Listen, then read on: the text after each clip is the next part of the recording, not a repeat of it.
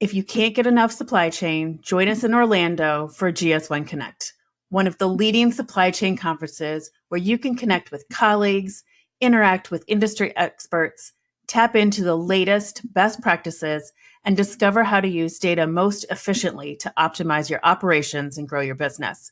Be one of our over 200 attending companies and engage with over 120 speakers and over 20 trading partner roundtables to expand your knowledge on supply chain management best practices. Check out the agenda to learn more about our keynote speakers and sessions. We hope to see you there.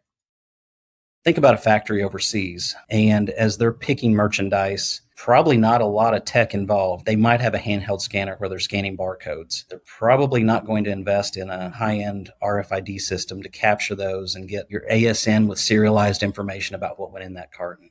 But now if they scan that 2D barcode, now I know exactly what went in that carton to this specific item, serialized. An even better use case is at the point of sale. Think about that in conjunction with loss prevention. If I bring this item up to the point of sale, my associate scans the 2D barcode. Now I know that specific item was sold at this point in time for this much in this store. And when it walks out my door, and if I happen to have an RFID system there for loss detection, I see that tag and I go, you know what? You're good to go. I know there was a sales transaction just minutes earlier, and I'm not worried about you.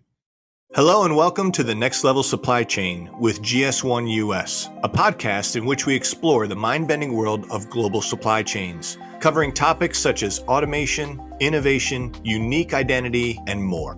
I'm your co-host, Reed. And I'm Liz. And welcome to the show. Reed and I just had a great conversation with Chuck Lasley from Dillards. He talks about how Dillards has participated for years in RFID and how they're working towards 2D within their system. There's definitely benefits and use cases for 2D barcodes that are a little different than RFID. He talks about the transition from 1D barcodes to 2D barcodes and how customers are requesting more information and how the 2D barcode can address those concerns. It was a great conversation. We really enjoyed it and hope you do as well.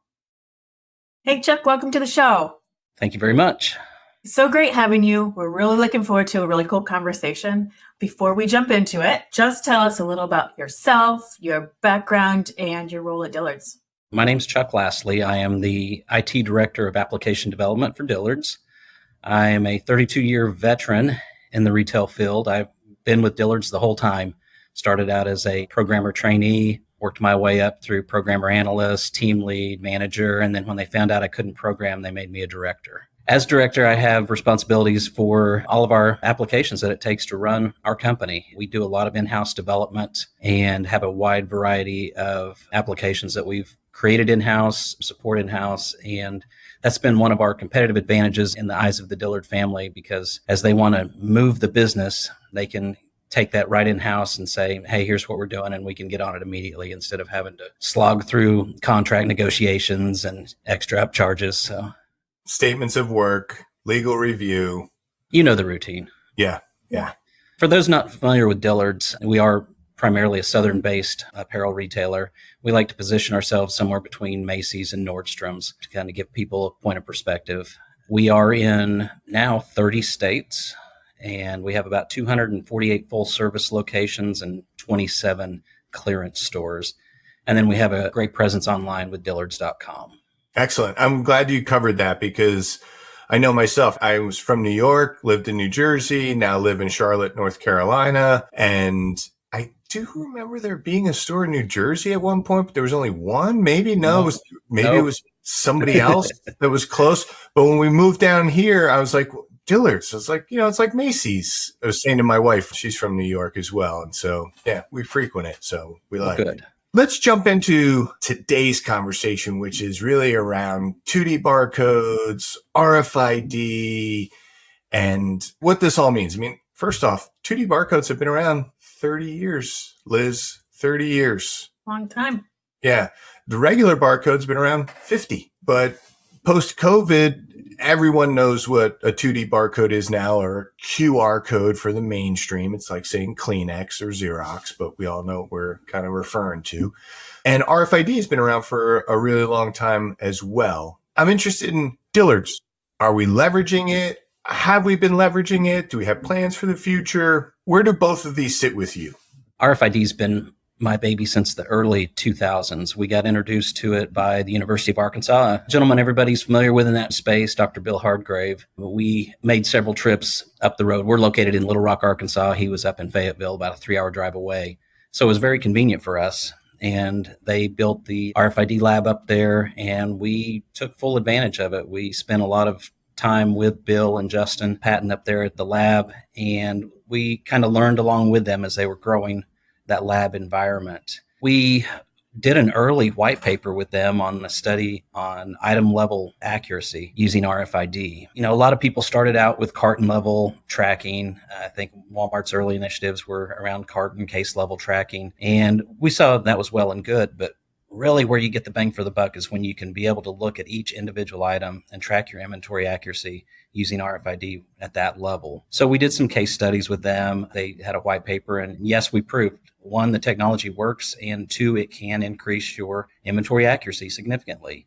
It can reduce your concealed out of stocks, your frozen out of stocks, where you're sitting there fat, dumb, and happy thinking you have inventory on the shelf. Most shoplifters aren't polite enough to tell us what they've stolen from us. So we have to have a way to double check that. And the cycle counts that we were able to do using RFID were much more time efficient, labor reducing than doing a regular barcode scan and inventory that way.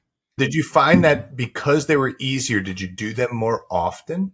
Oh, absolutely. It enabled us. When we initially started out, we had a great business partner with Levi's, and they were very early to the game. They saw the value in RFID item level tagging. And so we partnered with them, and that's really where we put our focus, was on men's denim specifically. And we would go out weekly and cycle count the merchandise. We found that we could do an RFID cycle count in I would say, less than an hour, and that includes working discrepancies, whereas it took 5 people 2 hours to do that with barcode. And that was really when the light bulb went on, and it's like, okay, we've got a tool here that will allow us to adjust our perpetual inventory and put us in a much better stock position throughout the year instead of waiting for those annual inventory cycles to come around. Yeah, because with the barcode, you need line of sight. Have to see it, touch it, each one individually. But with RFID, I just need to be in the room. I need to be in proximity. And yep. I can do a whole rack with a magic wand, as they used to say. Right. And it's very forgiving in the sense that if you and I, Liz, are doing an inventory and we're in the same area and you go scan a rounder and I don't know that you've scanned that rounder and I come along and scan behind you, we've just doubled our counts. Whereas with RFID, if you waved your magic scanner throughout the area, picked up all these tags, and then I come along behind you and do the same thing, the only thing I've added were any tags that you missed. Yeah, that's fantastic. It's really cool. And I was wondering too, usually change management at a store level, I imagine being difficult, but this takes so much manual work out of their hands. How was that transition for the folks actually doing the work? That's a tough one, and I'm going to say it depends. Anytime you have humans involved, there's going to be challenges. There's going to be fear of change. There's going to be mistakes made. We can set ourselves up for a lot of heartache by just handing an associate an RFID scanner and say, just point and shoot. That's all you've got to do. It's really not quite that simple, right? You guys have been around this space long enough. You know that you've got to get in close proximity. You've got to get those reassuring beeps that occur there saying that you're picking up new tags. And if they don't give it that due diligence, you can put yourself actually in a worse position inventory-wise, because now you're omitting items from your inventory, reducing it. Maybe you're generating new orders for replenished stock that you really don't need. And before you know it, you find yourself in an overstock position. So it was about retraining our associates. With barcode scanning, you have that warm fuzzy. I pull up a ticket, I line the sights up, and I pull the trigger. I hear the beep. I know I counted it. RFID, you just kind of flying blind there, waiting for the beeps and hope that you're getting everything. Yeah, a little bit different. There's nuance and pros and cons to everything, right? There's other challenges. And I know we're going to continue talking about both these, but what about 2D? What about QR codes? Are you leveraging them? Are you planning for them? Are they in the radar of Dillard's IT rollouts? Given that we started out with RFID, we had this tool now that we could use to collect all of this data. But in order to collect it, you had to invest in the infrastructure. You had to have, whether it be a tunnel reader in your distribution center, fixed readers at your points of egress, handheld interrogator. there was an investment that came along with that. I forget what event I was at, but one of the speakers, and I believe it was a GS1 event, came along and was sharing about the 2D barcode and how the GS1 digital link was going to change things. And that was kind of an aha moment. Believe it or not, back when we introduced RFID in our stores back in the early 2000s, on the tickets we created, we put an Aztec symbology barcode on there. And the thing that was in that was the EPC, because we wanted to be able to capture that at our point of sale to know exactly what we sold. We didn't have RFID at each of our point of sales. And in a large store, we could have 50, 100 point of sales. That's a huge investment. So we were leveraging the barcode scan at the point of sale to say, I sold this specific item. So that was kind of my aha moment. And it's a thank goodness this is coming moment. And I know I drove Amy Reeder and Amber Walls crazy because I got on a call with them. They were trying to explain GS1 digital link to me. And I was like, but it's just the EPC. I just need the EPC. No, it's not the EPC. It's a URL, your G10, your serialization. That's what you need in there. Don't worry about the EPC. It was fantastic. And now this was the missing link that we've been looking for all along. Now we have a way to tie RFID scans to any place we don't have RFID infrastructure, that we're still doing a traditional barcode scan. We can capture that. We can get that serialized data at each of those places. So think about a factory overseas, and as they're picking merchandise, probably not a lot of tech involved. They might have a handheld scanner where they're scanning barcodes. They're probably not going to invest in a high-end RFID system to capture those and get your ASN with serialized information about what went in that carton. But now if they scan that 2D barcode, now I know exactly what went in that carton to this specific item, serialized. To me, that's a huge win, but an even better use case is at the point of sale. Think about that in conjunction with loss prevention. If I bring this item up to the point of sale, my associate scans the 2D barcode. Now I know that specific item was sold at this point in time for this much in this store. And when it walks out my door, and if I happen to have an RFID system there for loss detection, I see that tag and I go, you know what? You're good to go. I know there was a sales transaction just minutes earlier, and I'm not worried about you. Now, the other events that come through that door, I might want to look into those a little closer. It's a lot of pieces coming together to this like big puzzle, right? And we've been talking about in the industry this thing called Sunrise 2027 with Chuck and Reed. You know what this is, but just for our listeners. So Sunrise 2027 is an industry initiative whereby 2027 retailers will be able to scan a 2D barcode at point of sale and utilize that G10 information. So you won't see that horizontal 1D barcode going away anytime soon, but there will be the capability to use, to your point, Chuck, this 2D barcode at point of sale with the information needed for checkout. You already mentioned loss prevention as one of the operational efficiencies. Are there other use cases that you all are seeing with the 2D barcode and additional information that can be encoded? There are so many use cases. First, if I can back up a little bit, Sunrise 2027, that is fantastic. And I have to admit, when I first heard that, I was like, that is too far out. We've got to be moving faster than that. So I rebranded it internally here as Sunrise 2025. Nice. And all right, we'll take it. Yeah, right? So that's kind of the initiative we've been pushing, and we're going to scan that 2D barcode at the point of sale this year. So it's been a journey. I'll be honest about that. I would love to say that everything has just been perfect and fallen into place, but there's going to be some hurdles with this. Probably the first is with this transition period. We've got so many systems that are incapable of handling a QR code at this time and extracting that G10 from the QR code. They're not aware of the GS1 digital link format.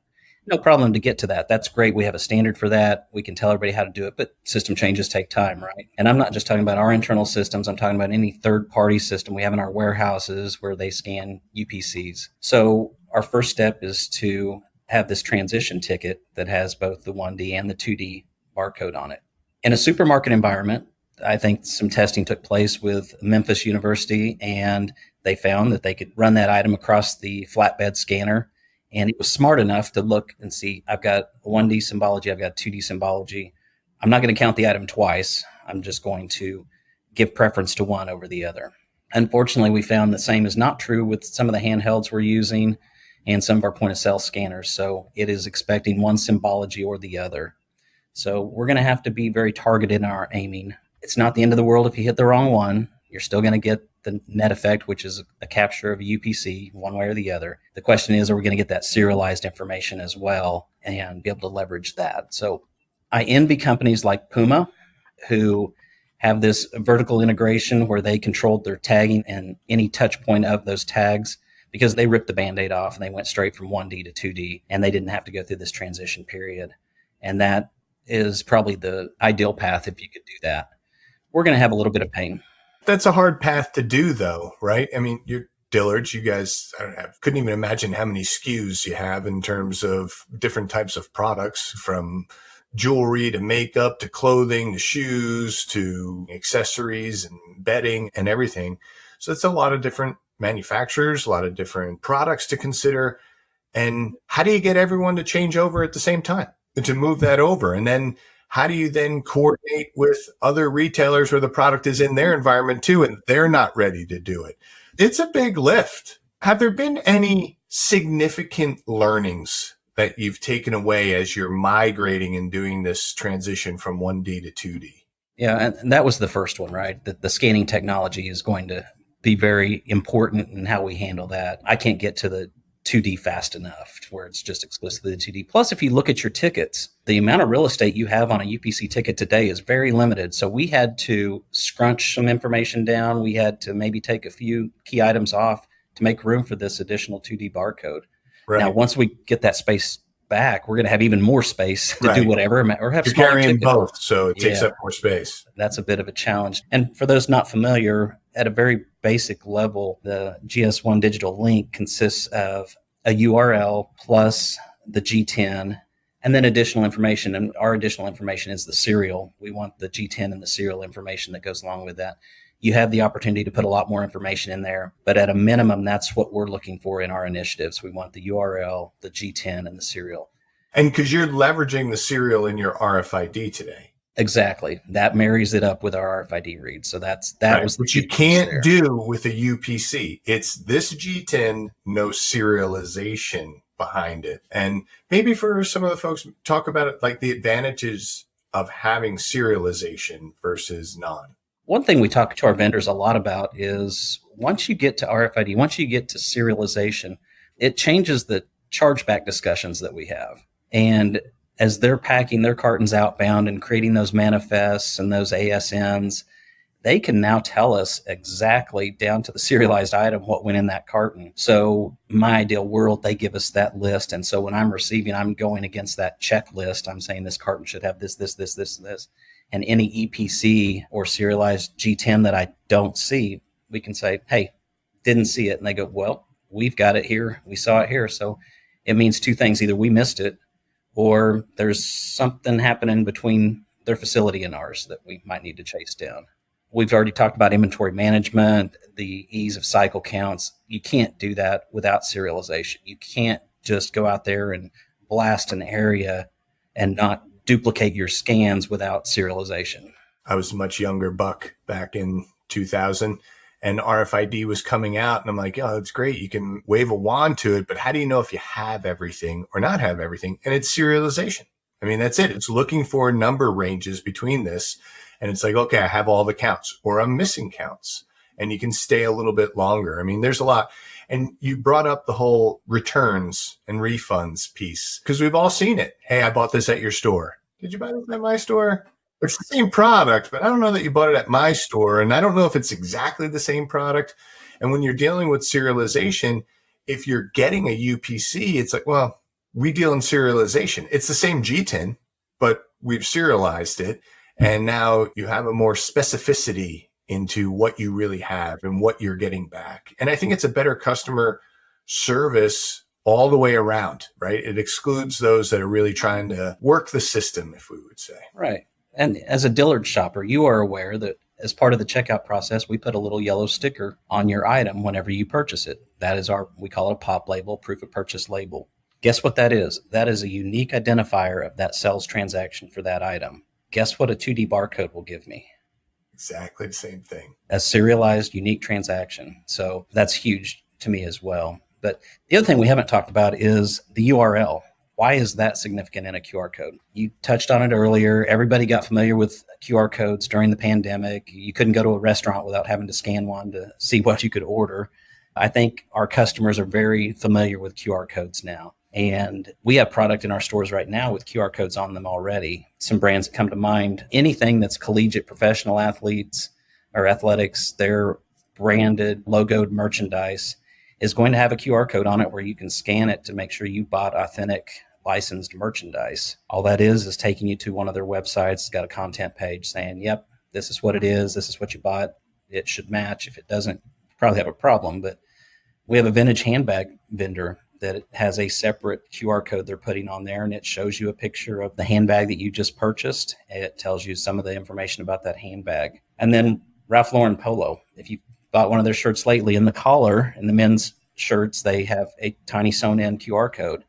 And all that QR code does when you scan it with your phone as a customer is take you to a content page on their website that says, here's the item you bought. Yes, it's authentic. So that's the benefit to the customer in my part. And we'll continue to see this evolve. In the retail apparel space, we haven't been concerned so much about FSMA and the digital product passport and the smart labels and all of that.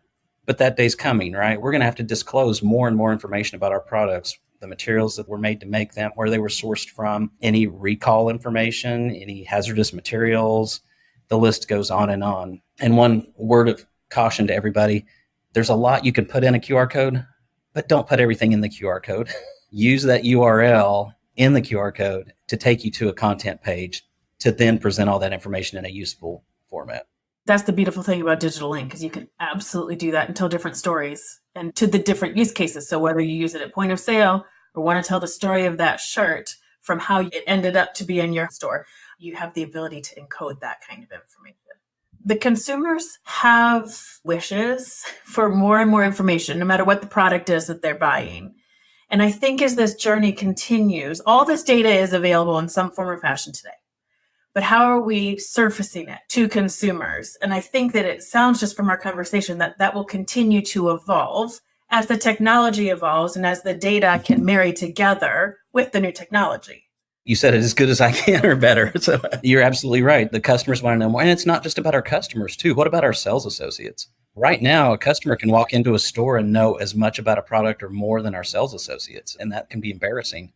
Why not give our associates the tools that while they're waiting around for customers, they're maybe scanning the QR code on a product and learning more about that so they know the selling points of that product and they can answer those questions on the fly, or they can assist the customer in that regard. One other thing I wanted to touch on about the URL is there's going to be some conversations had between retailers and vendors about what you put in that URL. I'm probably not going to get Ralph Lauren to put Dillards.com in the URL. That's probably not going to fly, especially if they're selling to Nordstrom's, Macy's, and everyone else. And they definitely don't want to put each one of those specific retailer URLs in there. So we're perfectly fine with them putting what they're doing in their collar, that content page URL in there, so that the customer has that experience whenever they scan it. You know, with RFID, we asked all of our retailers to incur some additional cost by putting RFID tags in the product. We got some pushback and, we tried to paint the picture, do this at the point of manufacture when you put your UPC on the item, and then leverage that technology all the way through the supply chain. And before it ever gets to us, we've already paid for the cost of the tag just through efficiencies and gains there. But with the 2D barcode, let's take away those additional tags that you're putting on the product and make them part of your UPC ticketing. So now you have one tag, because that additional trim tags are not cheap, especially if you do fancy stuff. And unfortunately, one of our vendors puts their 2D on a mylar metallic looking tag, which when laid right on top of our RFID tag blocks the signal. So another issue altogether, but let's give some benefit back to the vendors and say, okay, get rid of your extra tags. Let's incorporate all of this into that one barcode now. How are those conversations going? Are they being well received or questionable, or is there still a lot of, we're going to do what we do? Yes. Yeah. All of it. Got it. Right. Yeah. And, they're like, look, you told us we got to do RFID. Let us get that working right before we come along and do this Sunrise 2027 thing. But there are some forward-thinking companies that we're talking to as well. They've seen the vision as well. They see the benefit and are very much on board. So we've got some vendors, honestly, that are still struggling to get 1D barcodes on product. Yeah. So it's going to be a journey, and we're going to deal with each of those vendors on a case-by-case basis and help them navigate this and get through that. But one thing we don't want is we don't want our vendors putting a URL in there that when the customer scans it, takes them to the product page where they can purchase that item now. That will potentially undercut our business. That's a conflict of interest. That's not a partnership you're looking for. I can totally see that. You just mentioned you still have some partners or some vendors rather that are still struggling to get a UPC, a single 1D barcode put onto their products. It's actually this June of 2024 will be the 50th anniversary of the first scanning of the 1D barcode or the universal product code. And you're in IT. I have an IT background. 50 years of a technology being used is kind of archaic in IT world. 3 years, 5 years. I mean, it gets exponentially shorter with technology, but I'm curious to like your thoughts on that do you think RFID and 2D will have the same type of run? Do you think it'll be a lot different? When do you see the 1D barcode going away? First of all, don't tell my COBOL programmers that there's a lifespan to technology. Yes, I'm so glad you brought that up. Okay, so for the folks that don't understand what Cobalt is, it's a programming language that was invented a long, long, long time ago. A lot of AS400 mainframe computers from IBM. Now Liz is this is back when I used to use a hairdryer and a comb, Liz.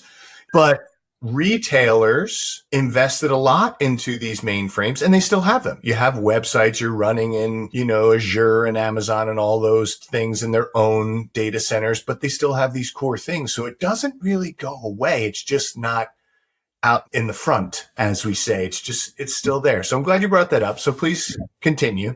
In the earlier conversation, you mentioned the long legs that the technologies we're talking about already have. 2D has been around, 20 years? 30 1994 years. It was created. And then we've got RFID, which has been around since World War II. And World War II, identifying the planes as they were coming in. Yep. And the scanning of the pack of Wrigley's gum in that Ohio store 50 years ago, that is kind of a milestone. And my friends over at GS1, especially a young lady by the name of Gina Morgan, has challenged several of us retailers to hit this mark to say 50 years later, we're going to ring a cell with a 2D barcode. Right. Who's going to be first? I think there's some out there that have already done it. Yeah, true. But that's okay. It's a short list, and I want to be part of that list. But to answer your question, when will the 1D go away? Not for a long time. I think we're going to live in this slow transition world for a while. We're going to push as fast as we can. When's everybody going to have RFID on their product? That's going to be a while too. Can I get some benefit by getting to a 2D transition tag sooner? Yes, I absolutely can. So that's where we're going to start, and then hopefully wean them off the 1D eventually. Will it go away? I think it probably could and should eventually, at least in this use case. Not saying there's other use cases out there where it might not still be perfect. But well, I think you just nailed it, right? There's no one single silver bullet to fix everything. It's solutions. It's what's right for the right application, the right spot of your supply chain. I mean, we see it today. There's some significant use of RFID in certain areas where 80% is done by RFID. And then in other areas, it's less than 5% is done by RFID because it's just not the right environment for the solution for everybody. So I think we are running out of time. Reed and I ask our guests 2 questions at the end of each of our podcasts. So I'm going to ask you the first one. Professional or personal, what is the favorite technology you're using right now? I'm not a tech geek, which is kind of weird since I'm in IT, right? I'm not out there chasing the latest trends and everything. My kids still have to show me features on my phone. Nice. So, I've played around with the Chat GPT and all of that. I think that's really cool technology. I think it's also really scary technology, especially in an election year. I think there's a lot of abuse that could occur if we don't find a way to curtail this. But there's a lot of good uses that need to come out of this, and hopefully we can get the parameters around it to help control that. Call centers are the one that come to mind most of all, that none of us wants to sit on hold for hours as we make a call in to get some service. Ideally, we wouldn't have to call at all. We could be able to handle it from our phones or whatever. But why not take advantage of some of the technology to help a customer get to resolution without ever having to speak to another human? We can do this self-service through some smart responses that we can run through for our customers. And I know that's probably the popular answer is generative AI, but right now that's the hot topic and what everybody's... Now, unfortunately, everybody's calling everything AI. Some of it's just running data analytics. I mean, let's just be real. It's just running smart queries, but where it truly is the machine learning in there and you're developing the model as you go along. And boy, we have so much information available to us that we've never had before. Let's take advantage of it. It's surreal for me because I remember dealing with Banyan Vines, Apple Talk, Token Ring before internet. And I'm like, here we are, we're on another thing. And you just threw it in my face that 50 years ago, Wrigley's in Ohio and one scan first time. But now here we are launching new technologies again. It's a fun time to be alive. The other question we have that we ask everybody is, what's something that has just completely blown your mind and changed the way you look at the world? Like it was a moment and it just created that wrinkle in the brain and it's never going to leave and it just left a mark on you. What's something that's blown your mind? I think, and it hasn't occurred recently, hopefully I can go back in time just a little bit, but it was when we put one of these in everybody's hands. We now have more computing power in our phones than we ever had access to years and years ago. You could have a room-sized mainframe that didn't have the computing power that some of these phones have. And if you look at all of the technology we have displaced because of these devices, I don't have to wear a watch now. I've got my clock here. I don't have to carry a pager. I don't have to read the newspaper. I don't have to carry a camera. I mean, the list goes on and on. Anything that we had to have before, it's in there. I can start my vehicle with this thing now. It's just amazing. To me, this is the biggest revolutionary change technology-wise in my lifetime. Yeah, it's way beyond the Star Trek flip phone of beam me up, Scotty. We do need to work on that beam me up part, though. Yeah. Teleportation would be really cool. That would really help with the travel. Automated vehicles. I think that's another one that is right there on the cusp. I know there's been a lot of forays into this. There's been a lot of success. There's been a few setbacks. But, as we look at trucker shortages and stuff like that, I think it could really help in the supply chain space. Plus, if you think about it, the cause of most accidents are humans. You guys are probably familiar with Amazon's Kiva robots. You've ever watched a warehouse of those things run around? They're zipping at each other. They come to stops. They never run into each other. Why can't our roads be like that? It's very true. When you think about the airline industry, most planes are run by the computer. Most. The pilots are there to make sure that everything is running correctly, and they've been moving that way for a long time, too. This was super enlightening, Chuck. Can't thank you enough for spending the time with us here today. And we really do wish you the best of luck with your continued rollout of 2D and QR codes within the Dillards environment. Thanks for spending the time with us today.